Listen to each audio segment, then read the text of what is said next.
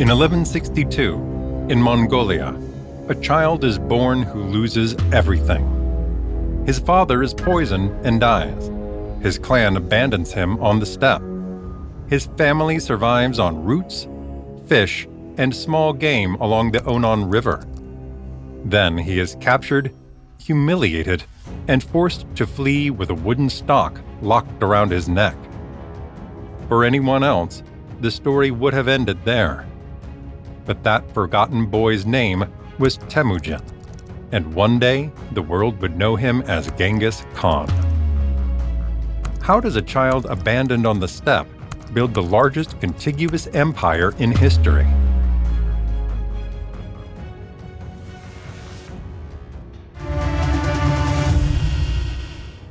Seen from above, eastern Mongolia looks like a sea of grass broken by rivers, hills, and dark mountains. To the northeast flow the Onon and Kurlin rivers. Farther west rise the Khenti Mountains, and among those peaks, Burkhan Khaldun dominates the steppe as both a natural refuge and a sacred place. Mongolia covers more than 580,000 square miles, an expanse larger than France, Germany, and Spain combined. Yet in the 12th century, the entire Mongol world probably numbered fewer than 1 million people. At the same time, France, the German lands, and the Iberian Peninsula likely totaled more than 25 million people. The difference is enormous. While Western Europe was dotted with villages, towns, castles, and cultivated fields, in eastern Mongolia, small human groups were scattered across immense distances. A rider could travel for days without seeing a single village. At the southern edge of the steppe, however, the world changes completely. To the south are states with cities, cultivated fields, walls, taxes, and bureaucracies. Northern China is dominated by the Jin dynasty. Farther southwest lands the Tangut Kingdom of Xixia. Farther away, toward Central Asia, the legacies of the Khitan and the Kara Khitai remain in play. Mongolia has no dominant cities, but it is surrounded by powers that are far richer and far more organized. The Mongols share that nomadic world with the Tartars, Merkit, Tayichi'ud, Ongriat, and many others. Alliances can last for years or end within a single season. Feuds and resentments, by contrast, can last for generations. For all the vast distances of the steppe, the communities that lived there were often surprisingly small. Many tribes probably numbered only a few thousand people, even while the largest confederations could rarely field more than a few tens of thousands of warriors. In such a fragmented world, a chief did not rule over millions of subjects. He ruled over networks of families, allies, and followers, people who could change sides very quickly. In this setting, around 1162, a child named Temujin is born. His father, Yesugei, belongs to the Borjigin, one of the Mongols' most prestigious lineages, and serves as a chief of the Kiat branch within the Kamug Mongol Confederation. That identity gives him prestige and followers, but not stability.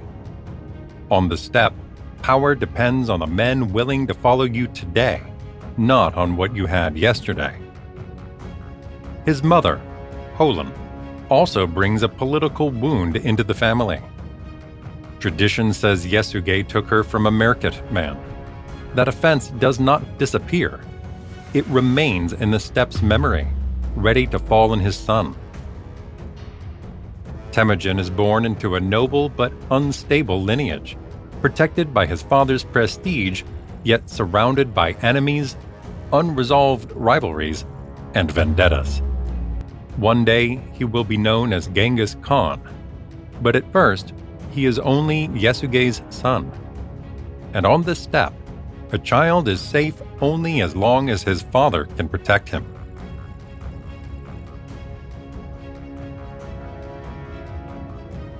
When Temujin is about 9, Yesugei takes him into Angirat territory.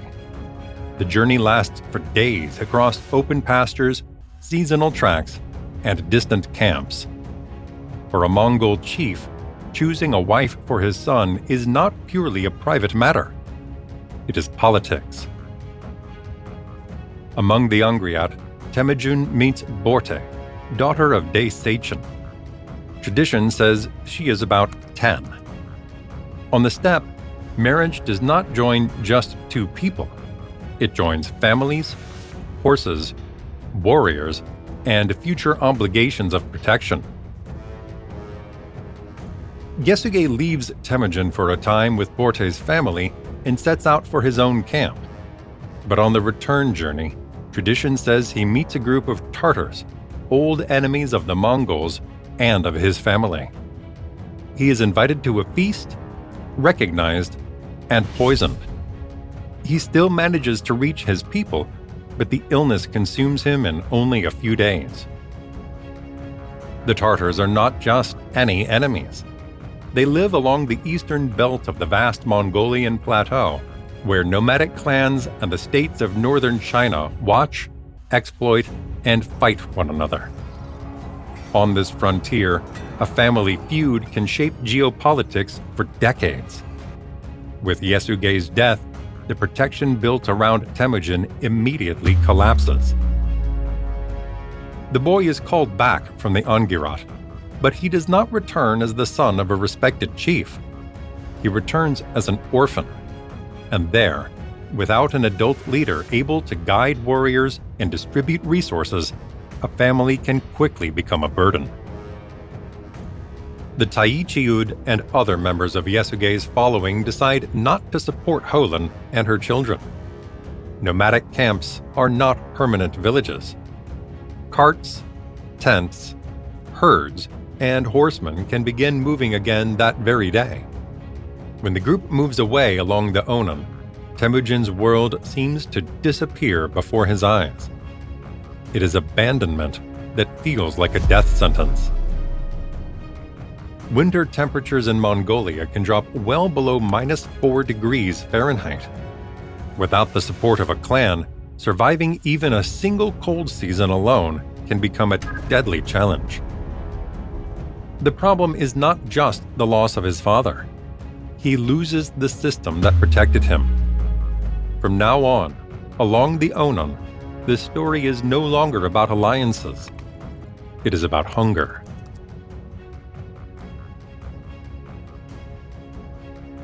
Did you know that most people who watch our documentaries aren't subscribed yet? If you enjoy animated maps and history, join our community. Leave a like and subscribe so you never miss the next episodes. Temujin is about 10 when the family is abandoned along the banks of the Onon. From a chief's son, he falls into a brutally small world. Few children, few possessions, and no stable protection. Everything once guaranteed by Yesugei's prestige must now be found day after day. The Onon may look like a minor river in northeastern Mongolia, but its waters belong to the great Shilka and Amur system. For Temujin, however, that vast geography shrinks to one simple question: will the river provide enough food for tomorrow? Along its banks, they search for fish, roots, berries, wild onions, and small animals. Every catch can decide who eats and who has to watch. In the cold months, when the steppe hardens and the wind cuts through isolated camps, even the river can no longer guarantee survival. Without a clan, without stores, and without any protective network, hunger enters the family. Temujin and his brother Kesar begin clashing with their half-brother Bektar. Tradition says Bektar keeps fish and small prey for himself, asserting his power over the other boys. At this stage, the scale of history is tiny. There are no cities to conquer, no armies to command, and no empires to overthrow. There are a few horses, a few hungry boys, and a river that is not enough for everyone. Before Temujin's power becomes a world-shaping force, it begins like this, with control over small prey. The tension grows to a breaking point. Temujin and Caesar follow Bektir, ambush him, and kill him with their arrows. It is a harsh episode, impossible to turn into heroic legend. Olin reacts angrily because she understands what happened. They have spilled their own blood within their own household. Temujin learns violence because of hunger, not in battle. On the banks of the Onon, every fish, every arrow, and every choice can mean living or dying. The Tayichi'ud had abandoned him, but they had not forgotten him. And that hungry boy, growing up beyond their control, soon begins to look like a threat.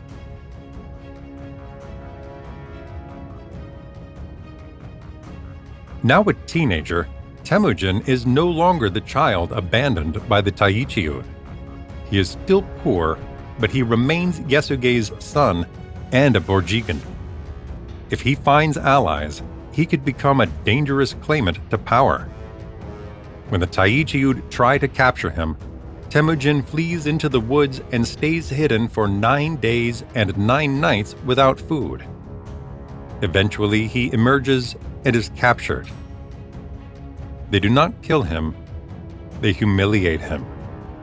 They place a heavy wooden stick, a kang, around his neck, bulky enough to slow him down and make him visible and vulnerable. Yesugei's son is no longer merely poor, he is a prisoner put on display before everyone. During a nighttime feast, the guards relax. Temujin seizes the moment, flees the camp, and runs toward the Onon. He cannot move quickly. The wood weighs on his neck and shoulders with every step, but the river offers the only hiding place. He sinks into the water, leaving only his face above the surface. Around him, the wooden kang floats in the current. On the banks, Tayichi'ud men search for him in the darkness. For one night, the future conqueror of Eurasia is a boy hidden in a river, with a wooden stock locked around his neck. No army saves him. Sorkhan Shira sees him, but does not turn him in. It is a lesson Temujin's life will repeat. Salvation does not always come from blood ties. Sometimes it comes unexpectedly from someone who chooses not to betray you. After his escape, another test follows. 8 horses are stolen from the family. On the steppe, losing horses means losing more than animals. It means losing mobility, prestige, and the ability to hunt, flee, or fight. Temujin follows tracks along the steppes and meets Borte, a young man who helps him. Together they recover the 8 horses. When Temujin offers him a share, Borte refuses. Temujin has no army, but he has recovered his freedom, his horses, and something that on the steppe can be more valuable than kinship, a companion willing to stand beside him. Now he can return to the bond left suspended years earlier. Borte.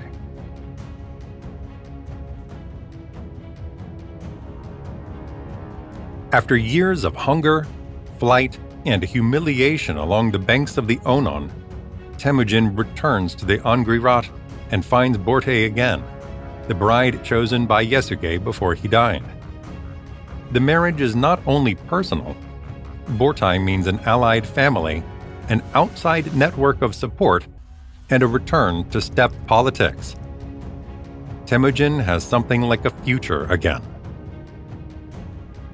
As her dowry, Borte brings a precious black sable coat.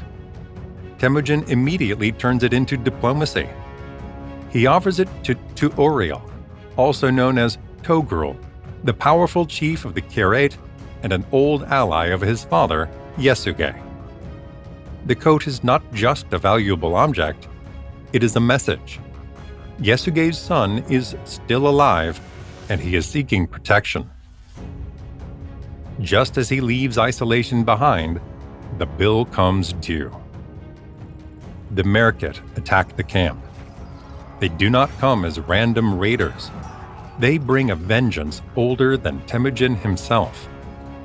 Years before, Yesugei had taken Holan, Temujin's mother, from a Merkit man. Now that wound comes back to strike his son. Merkit warriors converge on the camp. In the confusion, Temujin flees toward Burkhan Khaldan, among the mountains rising over northeastern Mongolia. The sacred refuge becomes, once again, the only place to disappear. But not everyone manages to escape. Borte is captured. Temujin thought he had rebuilt a family. In a single night, the steppe reminds him that no political offense can stay buried forever. He has lost his father. He has been abandoned. He has known hunger. He has been captured, escaped, found his first companions, married Borte, and now lost her. Until then, Temujin had survived by running. Now he understands that to reclaim Borte, he can no longer run. He must ask for help, build alliances, and re-enter the wars of the steppe. To do that, he must turn to two men destined to change his life. Tuoriel, the powerful Kirat chief, and Jamukha, the sworn brother who will soon become something far more dangerous. If you enjoy great historical documentaries with animated maps, subscribe to the channel and turn on notifications. In the next episode, Temujin enters steppe politics, forges decisive alliances, and begins the long road that will transform him into Genghis Khan.